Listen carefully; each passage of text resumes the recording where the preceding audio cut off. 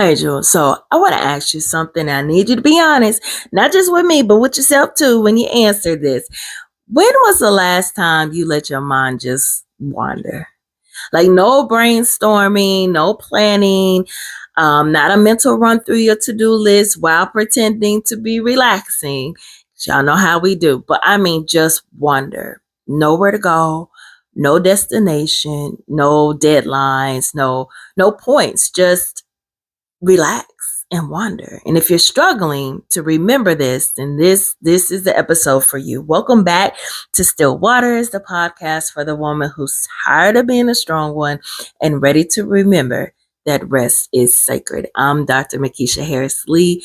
I am your sacred rest coach at your rest coach.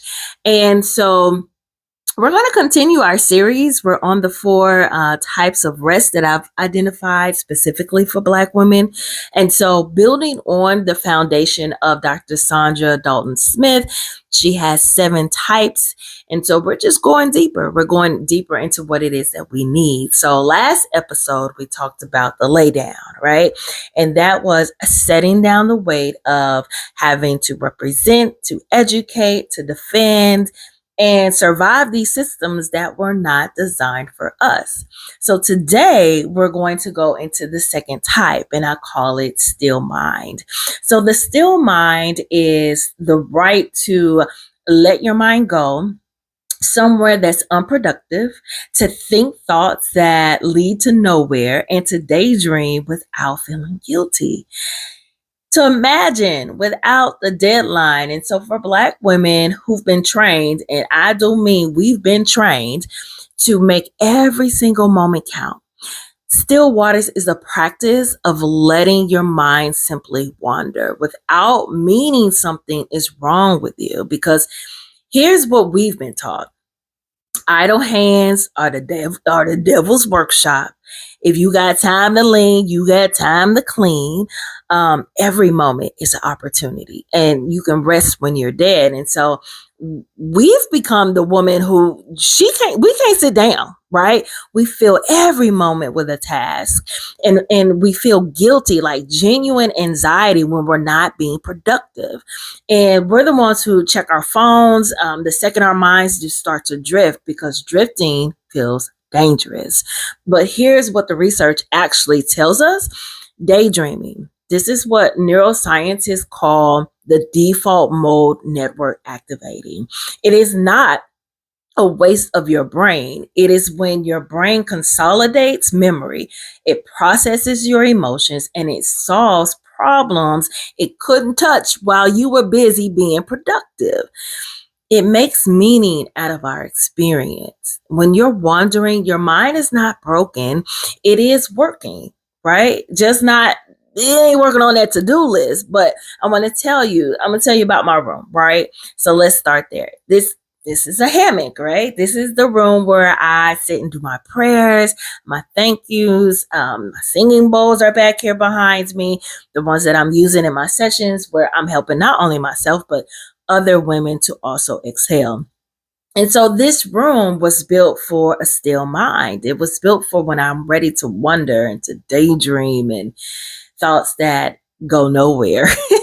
But they arrive to something unexpected. And I've not been in this room enough. I could tell you that. I could be honest with you and say I've built this space intentionally, and I know what it does for me. And I know what some of my best ideas and clearest moments of prayer and my deepest gratitude, they all come when I'm in this room, and especially in this hammock. And it's from not having an agenda. Like, I actually let my mind drift, and it lands somewhere that's worth staying. But then life got loud. Business is picking up. The podcast has launched. The Summer Success series. Oh Lord, I said Summer Success. Like I'm back at my old job. No, the Summer series has opened back up. And so there's a lot of movement, right? And this room, I built it for stillness. And right now it's collecting dust because I'm not in here resting. So this month, June, I'm making it an intention to get back in this room, not not as a task or something that's on my schedule, but just to practice and to return, because still mind doesn't just happen. Not for women like us. It definitely doesn't. It's something that it must be chosen, right? And it has to be protected. It has to be treated like the sacred practice that it is. And so something that I think is important is this type of rest, the still mind. It's harder for Black women, to be honest, because if we're not doing something, it's wrong. Like it's because we've been conditioned that way. Like by survival, we've been conditioned by these systems, by generations of having to stay on alert, to treat mental stillness as a threat. And when you come from a lineage of women who have had to stay sharp to stay safe, your nervous system does not naturally think or trust that it can wander. It stays in this position of being on ready. It's not able to be, it's not, our minds aren't, we can't afford to be vulnerable, right? And so our minds stay on guard, it stays scanning, stay monitoring. And it's not a character flaw of our own, it's something that we inherited. And so a still mind is a way to just gently be intentional and tell your nervous system, it's okay. You can rest now, and I got you. So that's what this practice does. Still mind actually looks like, it looks different for every woman, but let's say for me, okay, here's how I know it looks for me. It's this room. I usually don't have my phone. I'm not doing a whole bunch of journaling. I don't have an agenda. Whatever my mind decides to go, I let it go. And for you, it may look like a long shower, where you have your thoughts that are running without being redirected. It might be you taking a drive, but no podcast, no music, and you just let your mind go. It could be a few minutes in the backyard and just looking at nothing in particular. It could be having a cup of coffee until everybody else wake up, but you have that coffee and you're not scrolling, right? The practice is simple, and you just create the container and protect the container, and then you just achieve nothing and arrive somewhere.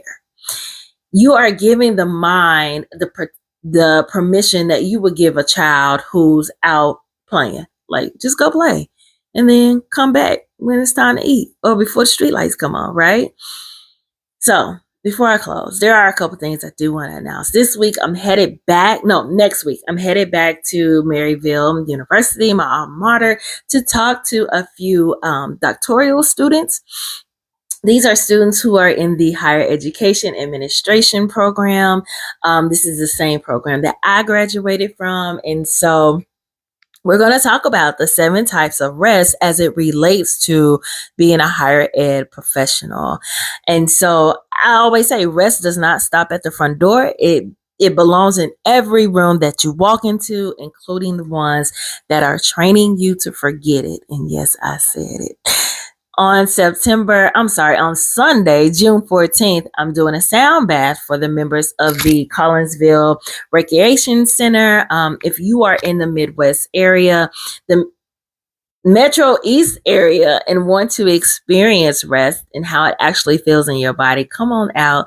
And if today has given you permission to think about nothing, and you want to practice this in a room full of women who understand exactly what it costs to stay sharp all the time, then join us. Join us for a Jules Rest Circle. It still has openings. I have 5 openings. It's 4 months, 1 Friday a month. It's a circle of 12 women. We're building a rest rhythm, and we're doing it together. So you can book your spot on the website. I'll put them in the show notes, or you can DM me the word circle, CIRCLE. You can hit me up on Instagram or TikTok or Facebook or wherever, right? Still mind, y'all. It's not laziness. It is not wasted time. It is not a luxury for the woman who doesn't have responsibilities. It is actually how your brain heals. It is how your spirit breathes, and it is how you're able to come back to yourself after a long season of being everything to everybody. Girl, find your hammock or find your version of a hammock and get in it. All right, I'm Dr. MaKesha, Sacred Rest Practiced Out Loud. This has been Still Waters. Be still and know that God's got the rest.